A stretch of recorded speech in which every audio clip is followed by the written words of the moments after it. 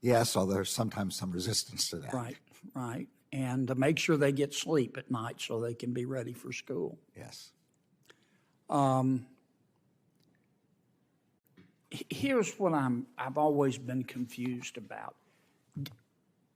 Didn't you understand the chilling effect that it would have to parents when you issued your directive, when you directed your criminal divisions and your counterterrorism divisions to investigate parents who were angry at school boards and administrators during COVID?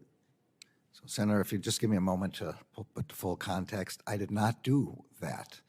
I did not issue any memorandum directing the investigation of parents who were concerned about their children.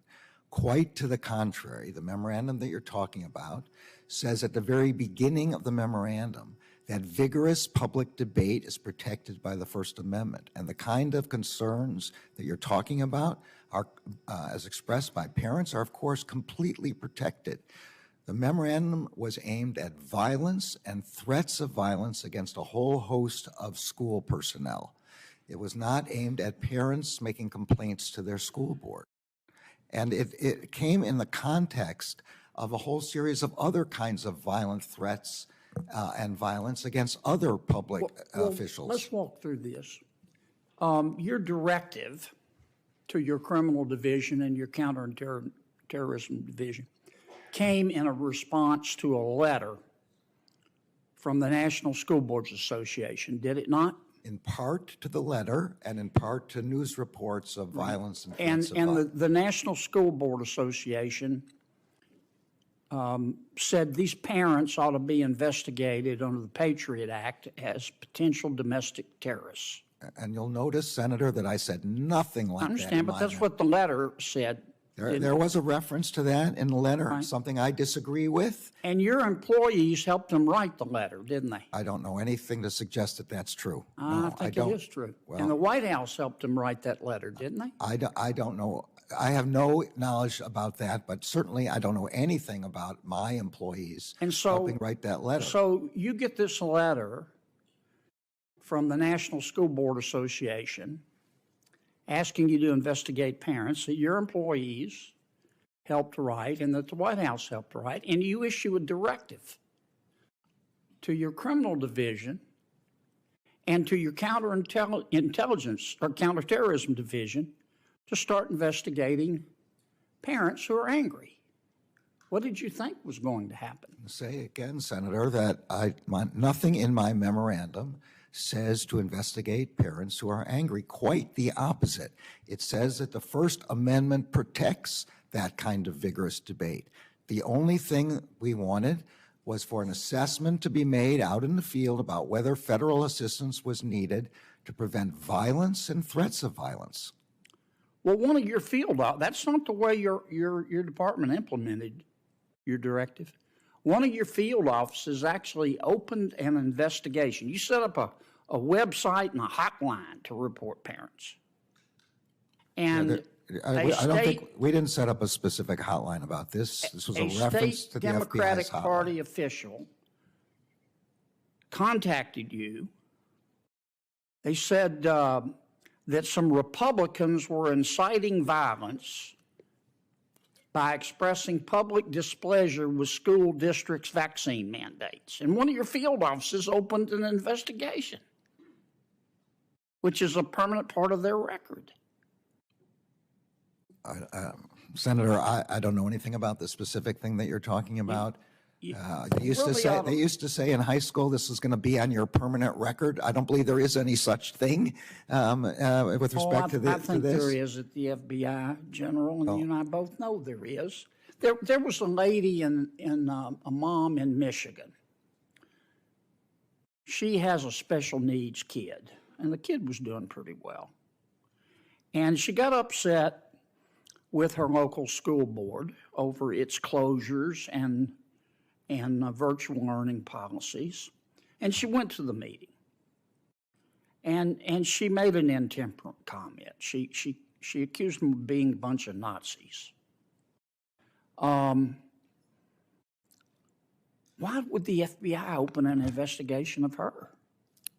Again, I don't know anything about the specifics of the case, but accusing people of being Nazis, while I find bad, is certainly not criminal. It's totally protected by the First Amendment. And I've said that over and over again. This is not the first time we've discussed this. That's not what your department did. Well, this is about the third time I'm being asked about the same memorandum, and each time I've said, and I hope that the senators would go ahead and advise their constituents in the same way, that this is not what we do. We are not in any way trying to interfere with parents making complaints about the education of their children. But don't you understand, General, and I believe you, but don't you understand that this looks like you were just giving in to the teachers' unions and politicizing the disagreement, the honest disagreements? I mean, we only, as a result of some of our school board policies, we only experienced the largest learning loss for our kids in modern history. Don't you think parents had a right to be upset? Absolutely. Instead of, you implemented, what's a threat tag?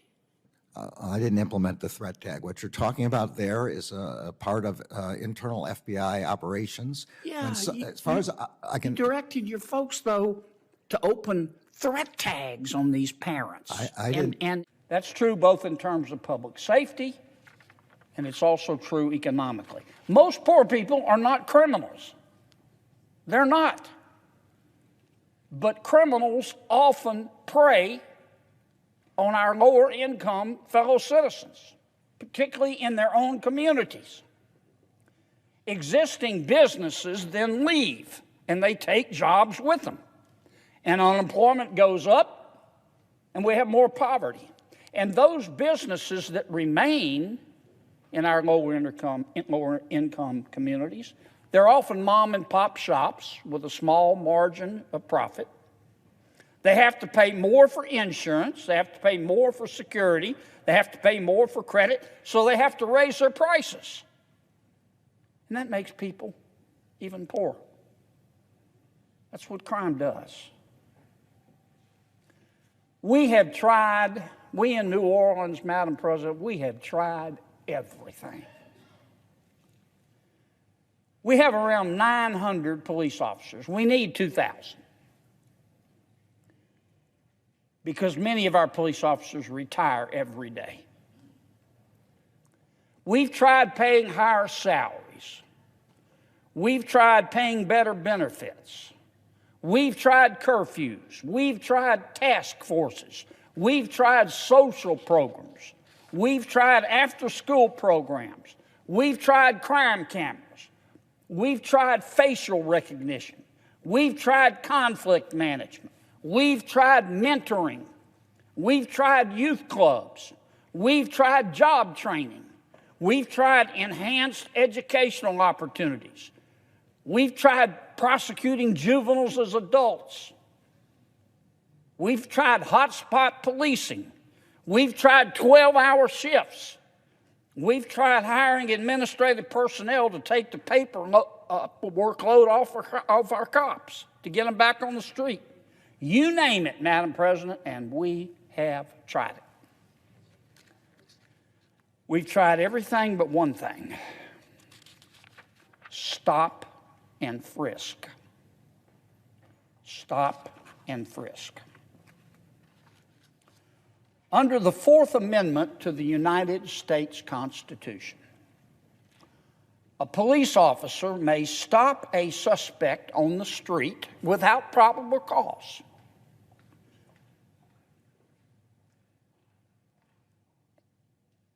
And that police officer can stop that person on the street without probable cause, so long as that police officer has what's called reasonable suspicion to believe that the person stopped has committed, is committing, or is about to commit a crime. And after that person is stopped, if the police officer has reasonable suspicion to believe that the person stopped might be carrying a weapon, the police officer can pat down that person on the outside of his or her clothing. That's called stop and frisk. It's a very effective law enforcement practice.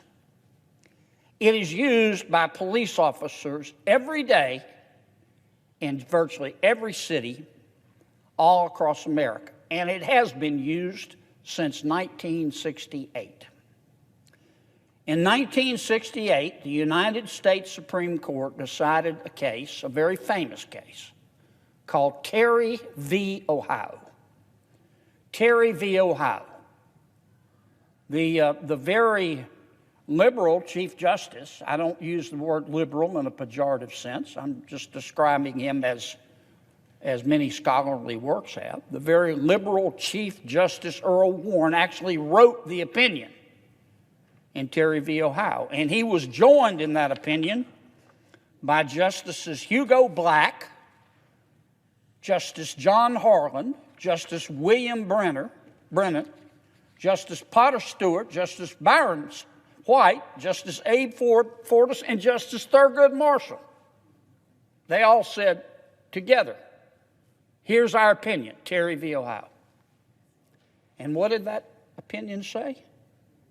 That opinion said that under appropriate circumstances, stop and frisk is permissible. It is perfectly constitutional under the Fourth Amendment to the United States Constitution. Now, I want you to note that a police officer cannot stop and frisk somebody on a whim, on a hunch. A cop does not have unfettered discretion. In order for a police officer to stop a person on the street, that police officer, let me say it again, must have reasonable suspicion to believe that the person has committed, is committing, or is about to commit a crime. And once again, once the person is stopped, the cop can frisk that person on the outside of his clothing, called a pat-down, only if the cop has reasonable suspicion to believe that the person stopped is carrying a weapon. Why does the cop have this authority? To protect the cop during the question. Reasonable suspicion is not a hunch. It's not a whim. It's an objective standard. It's not probable cause. You have to have probable cause to make an arrest, to conduct a search, for example, of someone's home. Probable cause is a higher standard. But reasonable suspicion is an objective standard. Reasonable suspicion exists according to the case law, as you know, Madam President. Reasonable suspicion exists when an objectively reasonable police officer, given the facts and circumstances of that particular situation, and considering the cop's training and experience, would suspect that a person, as I have said, has committed, is committing, or is about to commit a crime. And if probable cause is then established, of course, the person can be arrested. Every cop in America who goes through training academy, and every cop in America does, every cop in America knows about stop and frisk. Every cop in America is trained in the law enforcement practice of stop and frisk. Let me give you an example.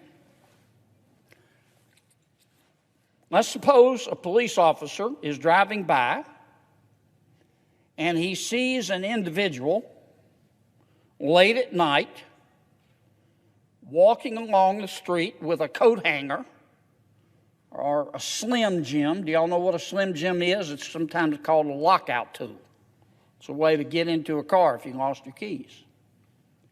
If a police officer sees someone late at night walking down the street with a coat hanger or a Slim Jim looking in cars, the police officer can stop that person. Can he arrest that person? No, he does not have probable cause. No crime has been committed. But he has reasonable suspicion to stop and talk to that person. And once he stops to talk to that person, if he sees a big bulge here in his top pocket, he may have reasonable suspicion to believe that person has a weapon, and it would be dangerous for him, the police officer, to keep talking to that person. So the police officer, he can't make him take his jacket off or anything. He can just pat him down to see if there's a weapon. Now, I repeat, cops all over America stop and frisk suspects every single day, and they have for 50 years. And you know who endorses it? The United States Supreme Court. Now, like all police practices, it can be abused. Stop and frisk can be abused. And when it is,